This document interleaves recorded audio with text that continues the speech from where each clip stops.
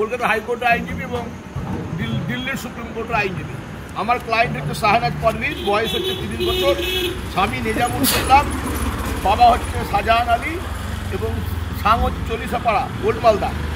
এবং এই আসামিগণ হচ্ছে স্বামী নিজামুল, শ্বশুর নুরুল, নার্গিস শাশুড়ি, নাফিস হচ্ছে দেওর। এরা মিলে এর কাছ থেকে প্রচুর মারধর করে এবং প্রচুর টাকা ওর বাবার কাছ থেকে ধার নেয় এবং অবশেষে ওদের বিরুদ্ধে কেস হয়। কেস হওয়ার পরে ওকে অলরেডি, যেটার নাম মালদা পিএস কেস নাম্বার 904/2024, ডেটের 17/12/2024, এই মোকদ্দমাটিতে পুলিশ শয়তানি করে, অর্থাৎ যেটি আয়ও আছেন কৌশিক সরকার, তিনি বদমাইশি করে পয়সার বিনিময়ে এই কেসটাকে 3 জনকে বাদ দিয়ে দিয়েছে নামগুলো এবং সেকশনগুলো হালকা করে দিয়েছেন। নুরুল ইসলামের নাম বাদ দিয়েছেন, নার্গিসের নাম বাদ দিয়েছেন, নাফিস ইসলামের নাম বাদ দিয়েছেন।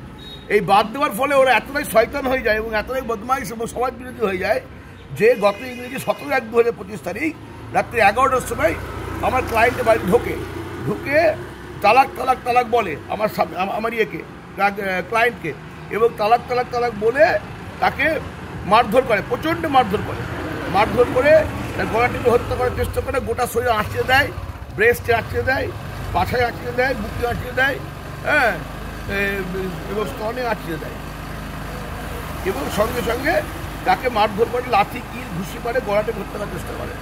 এই ব্যাপারে আমরা আজকে দেখিয়েছি হচ্ছে মৌলপুর হসপিটালে 17 তারিখে ডেট দিয়ে, এবং 18/1/2025 সন্ধ্যে 7টা নাগাদ তালাক দেওয়ার পরেও স্বামী, শ্বশুর, দেওর এরা মিলে রেপ করে, জোর জবরদস্তি, বাড়িতে একা ছিল, বাড়িতে ঢুকে জোর জবরদস্তি একে রেপ করে। এই ব্যাপারটা আমরা জানিয়েছি, থানায় জানিয়েছি। এই এফআইআরটা লিখে হচ্ছে অ্যাডভোকেট মিতালি সরকার।